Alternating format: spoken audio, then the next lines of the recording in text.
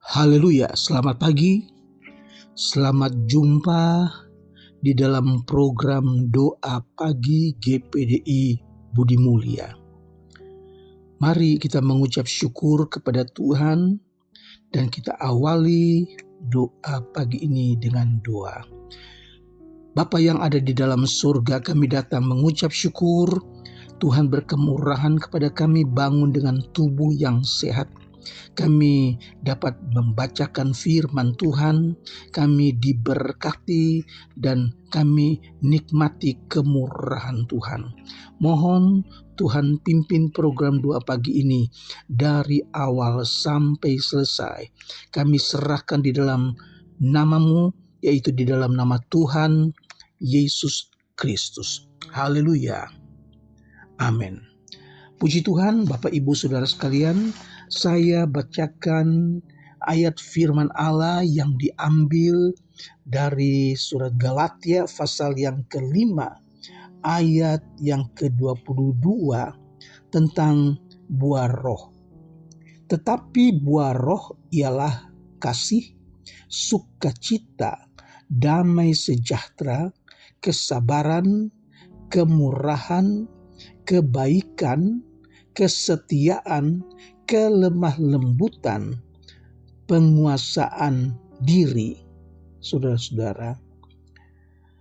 Dan hari ini saya akan bahas salah satu sifat dari buah roh, yaitu kelemah lembutan, saudara-saudara. Buah roh bertentangan dengan perbuatan tabiat berdosa yang adalah gaya hidup yang tulus ikhlas. Dan ini terdapat pada anak-anak Tuhan sewaktu mereka izinkan roh menuntun, mereka izinkan roh menguasai hidup mereka sedemikian sehingga mereka dapat mematikan kuasa dosa. Mereka dapat hidup sesuai dengan perbuatan-perbuatan yang berkenan kepada Allah. Haleluya.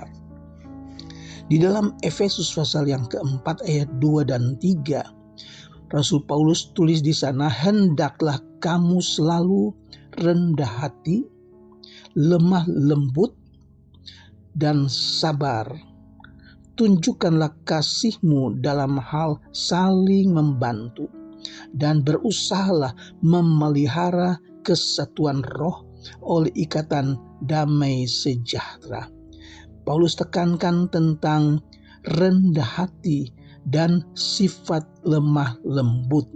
Puji Tuhan, saudara, bahkan di dalam Roma pasal 8 ayat yang ke-14, setiap orang yang dipimpin roh Allah adalah anak Allah, yaitu mereka yang dapat mematikan perbuatan-perbuatan berdosa, perbuatan-perbuatan buruk tubuh jasmani.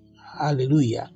Jadi kita yang dipimpin roh Allah, kita adalah anak Allah. Itu kata firman Allah. Karena kita dapat mematikan perbuatan-perbuatan berdosa yang ada. Haleluya. Roh Kudus berdiam di dalam orang-orang percaya, supaya mereka dipimpin, mereka berpikir, mereka berbicara dan bertindak sesuai dengan firman Tuhan. Seseorang yang dipimpin oleh Roh Kudus, seorang yang punya buah roh, maka dia akan dipimpin oleh roh, dia berpikir, dia berbicara, dan dia bertindak sesuai dengan firman Allah. Pentingnya kita memiliki buah roh, karakter dari roh Allah. Haleluya. Roh yang memimpin dengan dorongan yang merupakan dorongan untuk bertindak, untuk melakukan kehendak Allah, dan untuk mematikan perbuatan-perbuatan buruk tubuh jasmani ini. Haleluya. Dalam Roma 8 ayat 13, sebab jika kamu hidup menurut daging, kamu akan mati. Tetapi oleh Roh kamu mematikan perbuatan-perbuatan tubuhmu, kamu akan hidup. Tinggal pilih, mau dipimpin oleh Roh atau mau dipimpin oleh keinginan daging. Seorang yang hidup menurut keinginan daging mati, tetapi mereka yang hidup menurut keinginan Roh, dipimpin oleh Roh, mereka akan hidup. Puji Tuhan. Kelemah lembutan, istilah Yunani dikatakan prautes, yaitu pengekangan yang terpadu dengan kekuatan dan keberanian yang menggambarkan seorang yang bisa marah pada saat yang diperlukan dan bisa tunduk dengan rendah hati apabila itu diperlukan. Jadi seorang yang lemah lembut bukan berarti dia tidak bisa marah. Dia marah pada saat yang tepat kalau dia harus marah. Dan dia lembut pada saat dia melihat hal-hal yang benar. Haleluya. 2 Timotius pasal 2 ayat 24 dan 25. Dan seorang hamba Tuhan tidak boleh bertengkar, tetapi harus ramah terhadap semua orang. Ia harus cakap, mengajar, dan sabar. Dan dengan lemah lembut dapat menuntun orang yang suka melawan. Sebab mungkin Tuhan memberikan kesempatan kepada mereka untuk bertobat dan memimpin mereka sehingga mereka dapat mengenal kebenaran. Haleluya. Seorang yang punya sifat lemah lembut, dia dapat menuntun orang yang suka melawan. Dan ini adalah cara untuk memberikan dia kesempatan supaya dia bertobat. Saudara-saudara, puji Tuhan, di dalam 1 Petrus pasal 3 ayat yang ke-15, memberitakan Injil kepada orang lain harus dengan lemah lembut dan hormat. Saudara-saudara. Nah, contoh yang kita akan belajar hari ini yaitu tentang Yesus. Tuhan Yesus dalam Injil Matius pasal 11 ayat 29, Tuhan Yesus katakan, "Pikulah kuk yang kupasang dan belajarlah kepadaku, karena aku lemah lembut dan rendah hati." Puji Tuhan. Pikulah kuk, pikul beban yang Yesus berikan. Beban yang Yesus berikan itu ringan dan enak, saudara. Dan Tuhan Yesus katakan, belajar kepadaku karena aku lemah lembut dan rendah hati. Sifat lemah lembut itu selalu tambah lagi dengan rendah hati. Haleluya, saudara. Di dalam Filipi pasal 2 ayat 5, hendaklah kamu dalam hidupmu bersama menaruh pikiran dan perasaan yang terdapat juga dalam Kristus Yesus, mengikuti jejak Yesus. Kita baca tadi, Tuhan Yesus yang bilang, belajarlah kepadaku karena aku lemah lembut dan rendah hati. Haleluya. Dan jiwamu akan mendapat ketenangan. Puji Tuhan Bapak Ibu Saudara, dalam 1 Petrus pasal 2 ayat 21, sebab untuk itulah kamu dipanggil, karena Kristus pun telah menderita untuk kamu dan telah meninggalkan teladan bagimu, supaya kamu mengikuti jejaknya. Kita disuruh ikut jejak Yesus, karena Yesus sudah memberikan teladan buat kita sekalian. Teladan apa? Lemah lembut dan rendah hati. Puji Tuhan. Paulus beri contoh tentang sikap yang lemah lembut yang ada pada Yesus di dalam 2 Korintus pasal 10 ayat yang pertama. Aku Paulus, seorang yang tidak berani bila berhadapan muka dengan kamu, tetapi berani terhadap kamu bila berjauhan. Aku memperingatkan kamu demi Kristus yang lemah lembut dan ramah. Paulus ingatkan bahwa dia tidak ada apa-apanya, tidak berani bahkan bertemu dengan orang-orang di Korintus. Tetapi dia mau peringatkan kepada orang-orang Korintus tentang Yesus Kristus yang lemah lembut dan ramah. Puji Tuhan, di dalam perjanjian lama, ketika Musa meninggal, maka penggantinya Yosua, katakan di dalam Bilangan pasal 12 ayat 3, adapun Musa ialah seorang yang sangat lembut hatinya, lebih terhadap setiap manusia di atas muka bumi.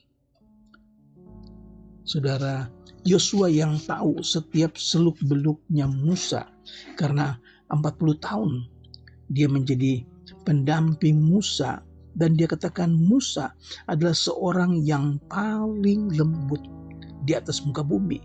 Saudara, mengapa?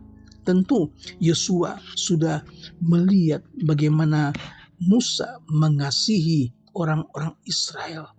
Bahkan Musa katakan di dalam Keluaran pasal 32 ayat 32, ketika orang-orang Israel tidak sabar menunggu Musa yang sedang naik ke bukit membawakan 10 hukum Taurat ditulis dalam 2 loh batu. Orang-orang Israel tunggu-tunggu Musa kok nggak balik-balik. Mereka bilang jangan-jangan dia sudah mati. Lebih baik kita bikin Allah dari emas. Keluaran pasal 32 ayat 32. Tuhan katakan kepada Musa, orang Israel sudah berbuat dosa. Mereka sudah menyembah berhala. Mereka telah meluangkan emas dan menyembahnya sebagai patung, saudara. Musa yang mengasihi bangsanya, dia katakan, kiranya engkau mengampuni dosa mereka itu. Dan jika tidak, hapuskanlah kiranya namaku dari dalam kitab yang telah engkau tulis. Ayat 33, tapi Tuhan katakan kepada Musa, siapa yang berdosa kepadaku, nama orang itulah yang dihapuskan dari dalam kitabku. Jadi siapa yang berbuat dosa, dia yang akan dihukum. Siapa yang melanggar firman Tuhan, dia yang akan mati, saudara. Musa mengasihi bangsa Israel. Paulus katakan di dalam perjanjian baru, bahkan aku mau terkutuk dan terpisah dari Kristus demi saudara-saudaraku, kaum sebangsaku secara jasmani. Mengapa, saudara? Karena ketidakpercayaan bangsa ini. Bahkan Paulus pun katakan, aku mau terpisah dari Kristus demi saudara-saudaraku, demi kaum sebangsaku, saudara. Puji Tuhan, saya tidak panjangkan firman Allah, tapi kiranya firman Allah dapat menggerakkan hati kita supaya kita dipimpin oleh Roh, hidup dengan buah Roh, dengan kelemah lembutan. Kita belajar dari Yesus Kristus. Kita lihat contoh dalam perjanjian lama yang terdapat kepada Musa, bahkan dalam perjanjian baru Paulus. Mari kita miliki sifat lemah lembut, sikap yang Tuhan Yesus miliki, dan kita akan selamat. Tuhan Yesus memberkati. Mari kita berdoa. Bapa di sorga, kami mengucap syukur. Firman Allah mengingatkan kami betapa pentingnya kami memiliki buah Roh, karakter Roh Allah yang ada di dalam kami, supaya dunia dapat melihat Engkau melalui kami. pakai kami, berikan kami roh-Mu Tuhan, supaya hidup kami berkenan kepadamu. Kami berdoa buat mereka yang sakit, baik di rumah, mereka yang dirawat di rumah sakit. Tuhan, mari Engkau datang jamah, sembuhkan mereka di dalam nama Yesus. Mereka yang berkekurangan, mari Tuhan kami berdoa dalam nama Yesus. Tuhan, berikan rezeki, berikan mereka pekerjaan. Di dalam keadaan yang putus asa sekarang ini, bagaimana sukarnya seseorang mencari pekerjaan, begitu banyak orang yang di PHK. Tuhan Yesus, berkati umat-Mu, berkati orang-orang yang berharap kepadamu Tuhan. Kami serahkan bangsa kami ke dalam tangan Tuhan. Mari Tuhan berkati bangsa kami Indonesia. Tuhan berkati Bapak Presiden, Wakil Presiden. Tuhan berkati kota Jakarta. Kuasa Tuhan melebihi segala kuasa-kuasa jahat. Berikan hati yang lemah lembut, biar kami dapat melihat firman Allah digenapi. Kami akhiri dengan mengucap syukur di dalam nama Tuhan Yesus Kristus. Haleluya. Amin.